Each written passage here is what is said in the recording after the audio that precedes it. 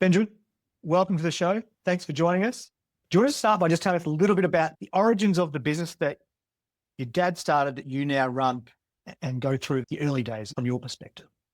Yeah, my father came to Australia in 1957 and got off the boat literally to go to Noble Park in Victoria.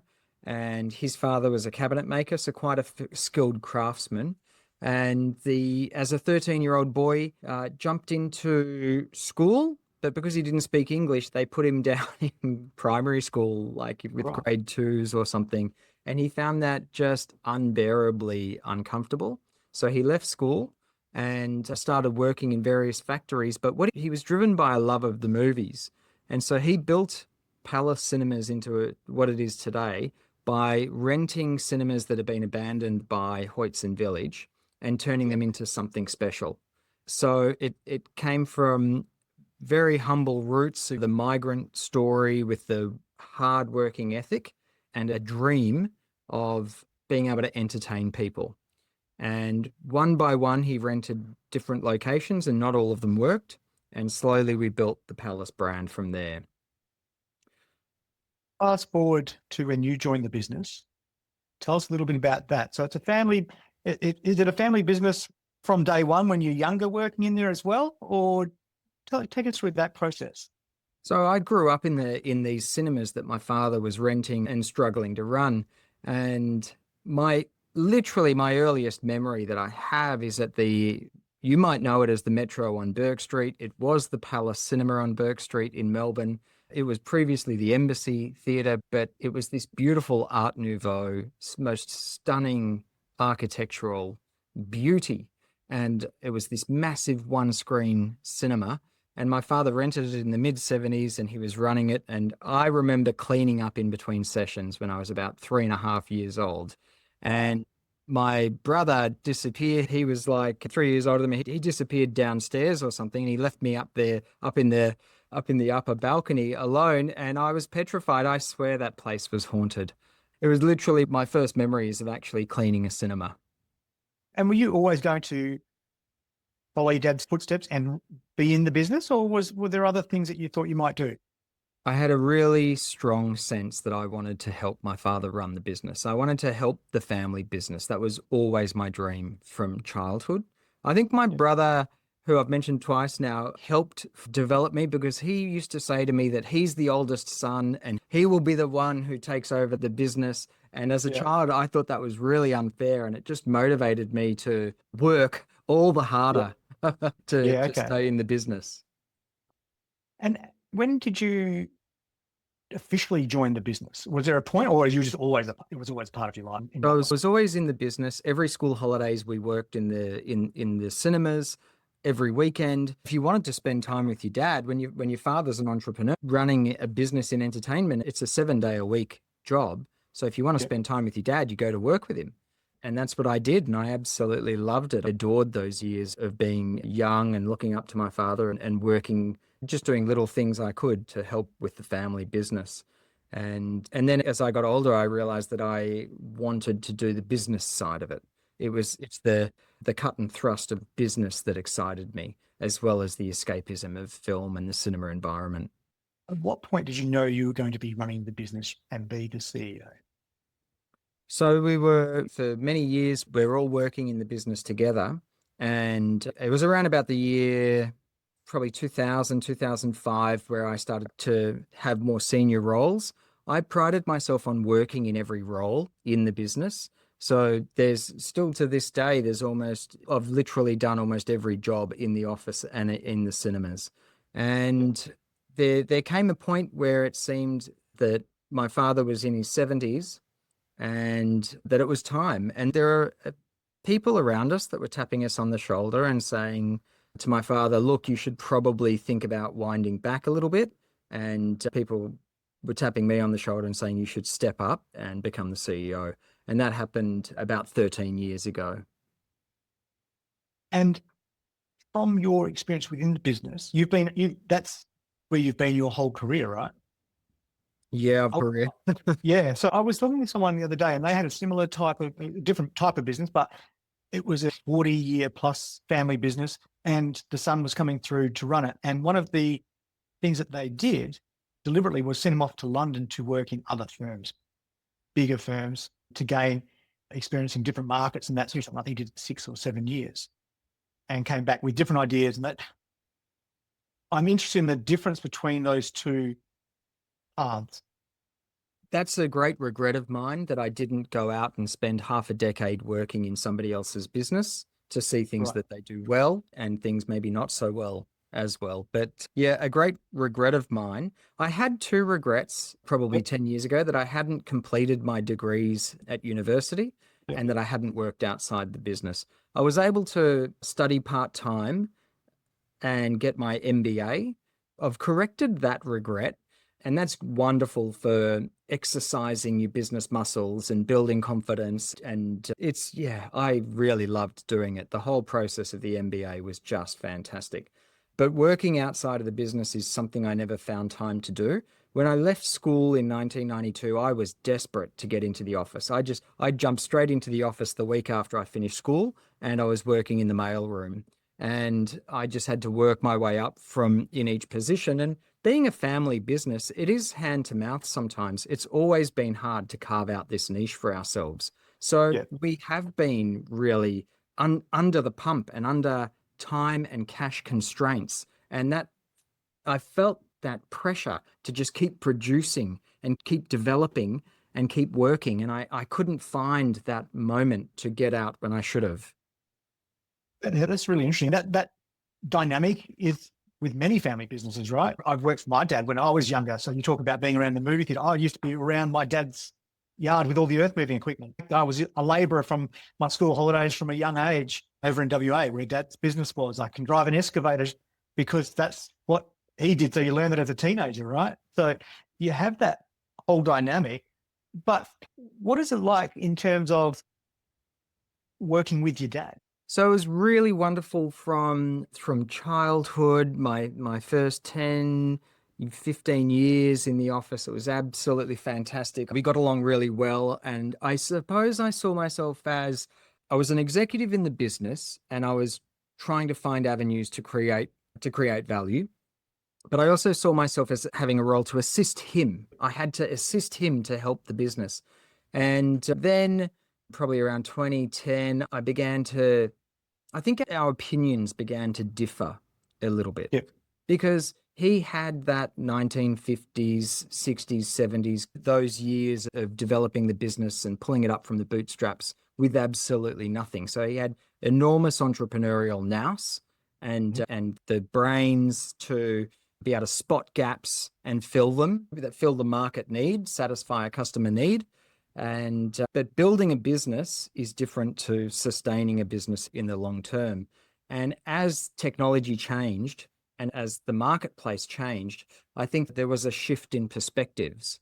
And then there was a period there where we weren't getting along as well. He definitely Yep. preferred it when I was in the cheerleader position Yep. than as an executive with a potentially different point of view. How do you navigate that type of thing from a succession planning perspective? Do you bring people in or you just navigate that yourselves? Is it just some difficult chats that families have? How do you work through that? It's a very difficult process for every family business to go through, the succession planning.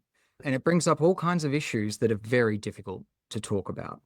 And I'm sure some people do it better than others. We chose to reach out to a couple of business and family advisors that we'd found along the way. One of them was our lawyer who'd been the company lawyer for, not, he was an external lawyer, but he'd always worked for our company since the 80s. And Okay. another was one of our previous financial advisors who we reached out to them and said, look, we are finding it difficult to work out how to undertake this transition. Can you help us? And they were very intimately familiar with the workings of the business and the family dynamics and agreed to come on and officially help us with the transition. And that meant Okay. sometimes they were playing mediator. They were helping us navigate those difficult conversations. How long did that process take, Ben? It probably took a good 5 years. There was a Okay. half decade there of struggle. And what do you learn about yourself in that sort of a process. And during, but also after, take us through that if you can. I found it really helpful to keep thinking back to, well, what was the original purpose of this business? Like, what are we actually here to do? And how can I keep focusing on that regardless of what else is going on? So Yeah. focusing on the customer and focusing on people in general. Everything's about relationships and people and how people feel about certain things, whether it's about how your customer feels when they're engaging with your business or how your people feel when they're engaging with customers and you as the stakeholders. So I just kept trying to come back to what's the best thing for the customer. Okay, here's a decision point. There's a Yeah. disagreement. I'll give the casting vote to the customer. Yeah. And ultimately, everyone wants the same. They might have different thoughts around getting there or strategies, but everyone ultimately, presumably in the family, wants the same to look after the customer in the end, right? I think it can become tempting to think about when you're in business for a long time and you think you're really good at it, it's possible that we're thinking about ourselves and our own, we're just putting ourselves at the center. Yeah. And something like that can really be helpful in realigning with the customer cause. And Yeah. and yeah, so it's complicated, but it can also be really helpful in that it helps you refine your vision. And how long ago was that process, that sort of So 5-year process? I think that I started as CEO in 2013. The difficulties actually arose more in 2016, so two or Yeah. three years into it, and they lasted until about 2021, maybe 2020, maybe 2016 to 2020, because in 2020 we fell into the COVID Yeah. period, and that's a whole other story. Yeah. Right. What about in terms of, you talked about businesses that are often family businesses, hand to mouth, in terms of that type of the money, because everyone pays themselves so little because it all goes back into business. And I totally get that. As someone who worked for my dad in his business, much smaller business back in the day, I remember I was like 18 and I had to go to my mum and go, I mentioned that I wasn't being paid the award wage. And I remember her going to dad, and that's how I got my pay rise, because in a family business, no one cares about that stuff. You're just all there working. But the broader point is, when you're looking at a family business, is it tempting at any point to raise money from investors and that type of thing when you're looking at expanding? Or does the family come first and you don't want to give away any of that control? It's a really good question. And we've relied heavily on bank finance over the years. And with bank finance, there's a little bit more freedom to get on and do what you're going to do, as long as Yep. you're meeting the covenants that have been Yep. agreed to. And cinemas they're big buildings. It is a high capital business. It's expensive to operate. So there have been times where we've looked very seriously at some form of partnership or equity investment that Yep. would be helpful. And we've come close a couple of times, but we've never quite been convinced that we were Yep. going to be able to obtain the value that it's worth and not end up 5 years down the track regretting the Yeah. sale of that, or possibly being in really difficult, toxic boardroom environments and regretting having sold control Yeah. or yeah. And that's such a risk, right? In terms of that, it all sounds good on the way in, but we've all heard those sorts of stories where the reality ends up playing out quite differently. Everyone goes in with the best of intentions, but it can be really hard, right? Yeah. Yeah. And we've heard stories like that along the way. And luckily, we've been able to sustain it as a family business from the 70s and it's now 2025. That's a really extraordinary achievement. And I take my hat off to my father for making that possible. Yeah. Yeah, it's amazing. You don't often hear of businesses that are, and they're the stories I love the most, are the ones that have been going 30, 40, 50 years. And they're few and far between, but when you hear about them, they're fascinating because they often start from very humble beginnings. And to last that long these days is quite incredible. In terms of things like, often I talk to founders who have exited. Does that, and I've read, as I was doing some research for today, I read that there were reports in, I think, 2019 around something with Hoyts. Is that something that you guys have looked at? And what are the sort of the thought processes that have gone into whether that is something you do or don't do? Yeah, Because it was. surely there's people that's come knocking on the door.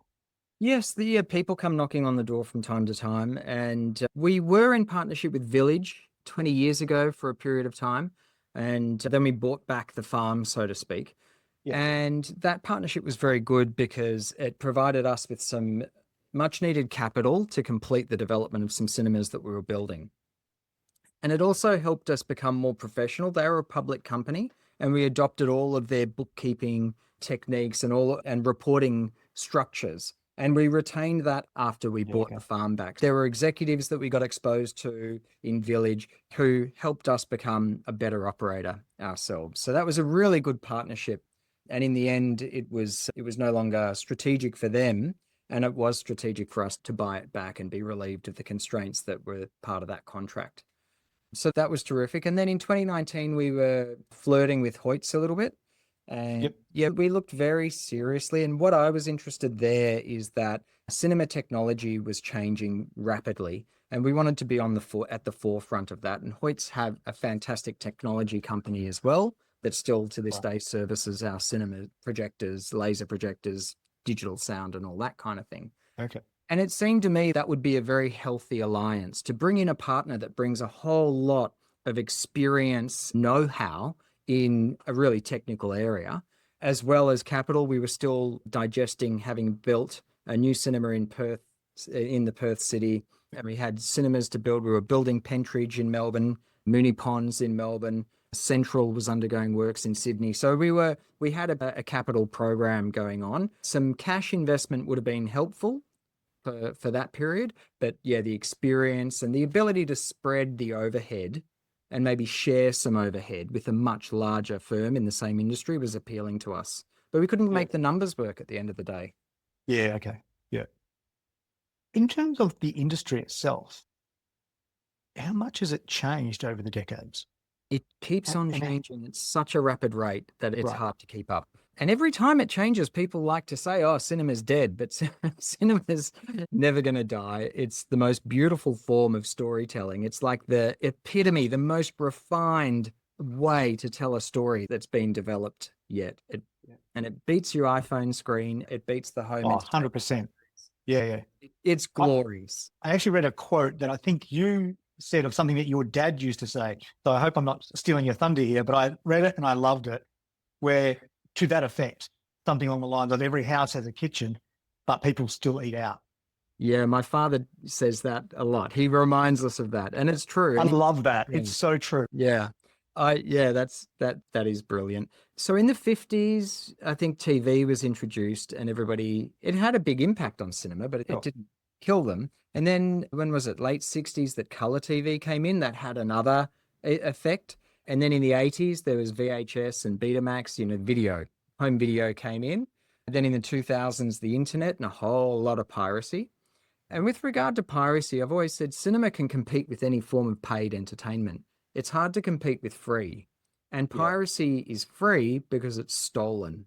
And people think they're doing no harm consuming pirated content, but they're actually consuming stolen content and supporting that whole ecosystem. That was a real struggle in the 2000s. And then in about the 2010s, we transitioned from film projectors to digital projectors, which was at just the most exorbitant cost you could imagine. It was such a major cost. And then we just had digested that technological revolution, and COVID came along and emptied out the pipeline. You can imagine you've got a pipeline of product, and the entire pipeline for years was emptied onto streaming platforms. And then there was no capacity for building up the inventory again because the actors and the writers went on strike. So there was this massive period of COVID plus strikes that meant there wasn't enough production in the sector. And cinemas have been struggling since that day. However, what we can see, whether it's Barbie and Oppenheimer or Mission Impossible or Formula One, when you've got a good film, people come in droves. They really come in enormous numbers. And so cinemas are doing reasonably well with what they've got. There are less films on offer, so they're doing a little bit less than what they were in 2019. As that pipeline continues to improve, it gets better, and there's blue sky ahead. Yeah, okay. In terms of the way the movie scene has changed behind the scenes, in terms of now you've got these mega players that, and I don't know that much about this space really, but now you've got Apple and Amazon, all these different bigger groups that weren't even involved in making movies before. Where you look at Formula One and that's Apple. Does that change anything from your perspective? Well, you don't really care who makes the movies as long as there's good movies coming through. Yeah, we need lots of high quality movies, big productions. Amazon committing to theatrical releases, Apple committing to theatrical releases. That's just wonderful news for us because the Yeah. studios are producing less than what they used to. So it's Yeah. filling the gap that the studios have left open. Have you ever looked at the industry or have you just always understood that that industry is going to be okay to that effect of that quote from your dad? Or have you looked at and been concerned about where the industry is going at different times? Yeah, I've been very concerned, but it's the concern's not been about the industry. The industry will have ups and downs Yeah. based on the creativity that's being produced. My concern is if we sign up to a 15-year lease and something happens in a really significant way, like the Yeah. lockdowns, because it stops being in your control to fix up the situation when it's in the hands of politicians or landlords as to whether you're going to survive or not. They're pretty scary moments like that. So I don't know if I'm being a bit of a control freak or any executive's going to feel like that. But there were moments there where our very survival was dependent on what a particular premier felt that day or what a particular landlord thought was appropriate in terms of a rental abatement. Yeah, that was an extremely difficult and a bit of a black swan event, obviously, in terms of it coming out to start with. But then in terms of how it impacted business was completely different for all types of businesses. I'll talk to people about how, especially a few years ago, I talk about how did they deal with COVID. And often businesses said, oh, yeah, we really struggled. It was really hard times. We did this and this just to survive. And then there's the other one where they thought, oh, we thought it'd be really hard, but actually it turned out to be one of the best things that ever happened because suddenly everyone did this and we never saw that happening. It's really such a unique situation that obviously you can't plan for, but there's just nothing you can do except try and do the best with the cards that everyone's been dealt. And it's just different for everybody, right? Yeah, that's right. And we thought there was a silver lining in that it taught us to be so much leaner than we ever thought was possible. We discovered a new Okay. level of lean. And so that carries through to today. So that's been helpful. But yeah, we realized you really have to worry about people during a crisis like that, your own people and your customers. And we knew that tough decisions had to be made. We tried to make them in a way that was as fair as possible to everyone involved. What did you learn about yourself and your management and your leadership in that phase? Wow, that is a really good question, I've got to say. I think what I learned about myself in that phase is that no matter how hard it gets, if you if you sit down and calmly think through the situations, you will come up with solutions. Yeah. Okay. No matter how bad it looks, there Yeah. are solutions, and you've just got to maintain a bit of space in your mind for those to reveal themselves. And I've always thought if you ask enough questions, the decision ends up making itself. Yeah. And so, yeah, I just kept searching for ways around the obstacles, and we found them every time. So, yeah, Yeah. a bit of Okay. probably increased confidence in our own ability to navigate hardship.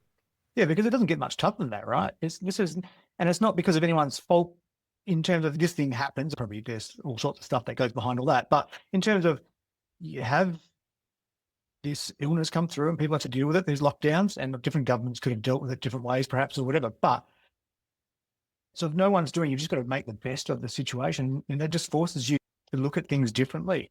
It's not something of your own making. Whereas often in business, I guess you can do something, oh, we went this way, we should have gone that way. So you've made a contingency, perhaps. There's no contingency for this stuff because it's not something that anyone understood was it could happen. Right? No, yeah.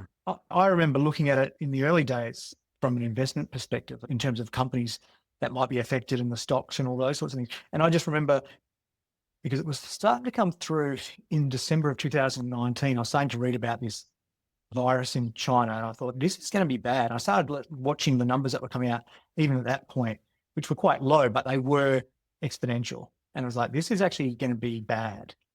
So I'm trying to work that out. But what I didn't think about was how governments could do a lockdown. Or so I was looking at it from a point of view of like, I'm just going to go through. I did the numbers. It's going to take this long to go through, but then, and it will be a problem. And it will take this long for on my numbers for that exponential growth to come through, go through the entire world, looking at like Spanish flu, things like that even.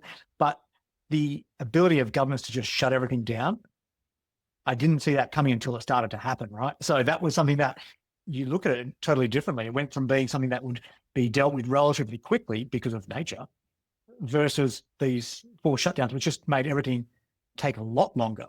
Yeah, it's very And maybe strange. lives were saved. So I'm not saying it's the wrong approach, but from looking at my analysis of it, I was looking at one way, and then these things come out of left field. It's all quite novel in terms of what that presents for you to deal with and navigate. Yeah, I'm really looking forward to reading a book or seeing the definitive judgment on how Yeah. different governments around the world coped with it and what was world's best practice. It did shock me that governments around the world threw out the pandemic plans that they had sitting on the shelf and just went Mm. with sticking their finger up to the wind and going with what they thought would be popular. Yeah, And I exactly think that. Popular. a lot of mistakes were made because they didn't follow the plan. And there seemed to be this fundamental shift in perception that instead of, I think historically, we've always quarantined the sick, and for COVID, we quarantined the healthy. And there was Yeah. something about that shift that I think needs to be explored. But what it meant for cinemas, and this is where I got really annoyed and started to make some commentary available about the process. Yeah. Cinemas were being locked down, but cinemas at the same time were able to prove that because of their ventilation system, they were actually the healthiest places Yeah. to Right. be in. People are in the cinemas usually have their mouths relatively closed, they're breathing calmly, they're facing forward, they're not facing each other. It's a much healthier environment than hospitality. But cinemas were the first to lock down and the last to reopen. Meanwhile, all sorts of other activities were being allowed. And we were trying to make that case to government, who didn't want to hear it because it wasn't seen as popular. So that's when we saw that there was a break between what's healthy and what's Mm. popular. And we could see that it wasn't health that was driving the arguments, or it wasn't health that drove policy. It was Yeah. actually Yeah. Yeah. popularity.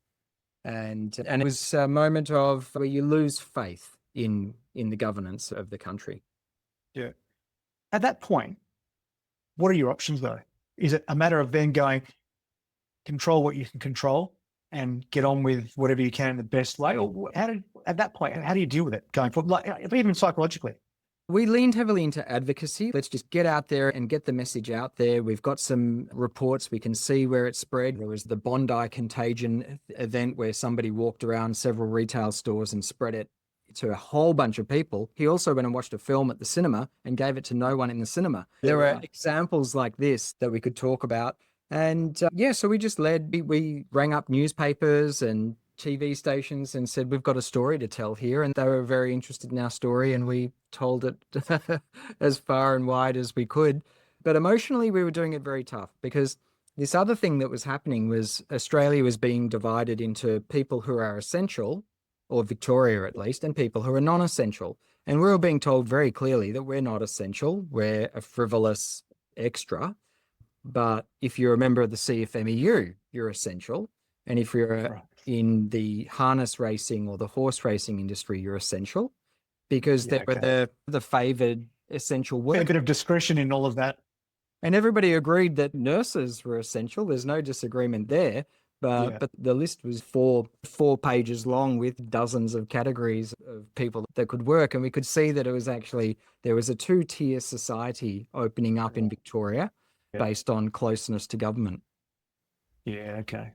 In terms of business, who are the businesses, the companies, and the entrepreneurs and the business leaders that you look at and admire how they go about things, whether it's now or as you're growing up and learning about business?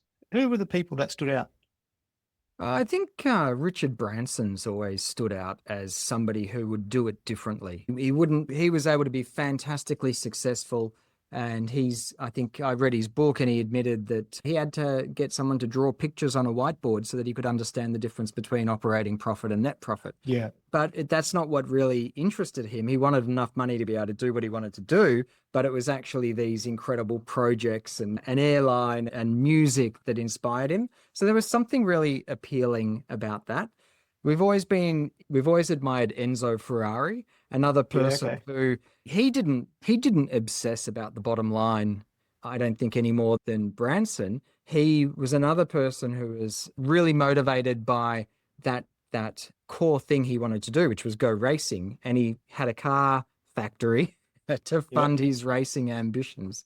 And I think what's appealing to me out of both of them, it's just this passion, this absolute dedication to pursuing their passion and their art. And I Yeah. find that really inspiring. What do you love about being in the industry you're in? I've always found cinemas to be a place of escape. From when I was a child to now, I still love going into a cinema, and you cross the threshold into the foyer, and it should be a romantic, Mm, glamorous, exuberant kind of place. And then you yeah. go transition from the foyer into the seats, and it should be a beautiful and comfortable experience. And then the film takes you away. You're literally carried away in the storytelling. And it is the most glorious thing. One moment you can be watching a film and you're in Rome, or you might be in New York. You're just these exotic places and these exotic characters that are brought so close. And you come out a few hours later, and sometimes you've learned something, sometimes you've just been distracted from the troubles of your everyday. But I find it just a beautiful experience and I love it. What are your favorite movies? And there's two parts to that question. Favorite movies personally from an entertainment or storytelling, whatever it might be that you just enjoyed and loved, and also from a business point of view that were important to the business. So I love the film Casablanca. That's that I Yeah. always go to Casablanca when I think about what's your favorite film, because there was a mood to it which is just so extraordinary, and a romance that's so pure. That film has stuck with me for many years.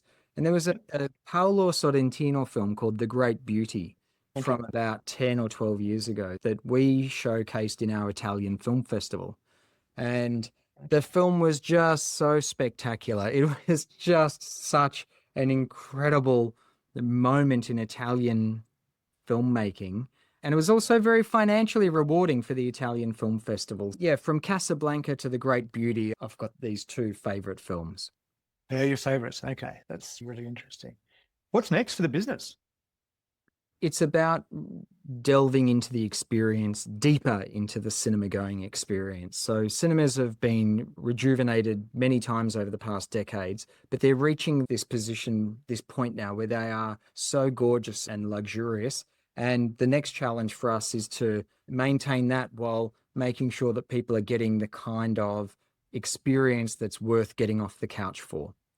So we're delving into that, and it involves the comfort of the seats, where we install these beautiful recliners in our newer cinemas now. So we're upgrading seating comfort, we're upgrading technology. Digital projectors are going to laser projection, Right. sound systems are being upgraded, and there's some development going into the food and beverage side of the business as well. We've curated our wine lists like we curate our cinema, our film choices.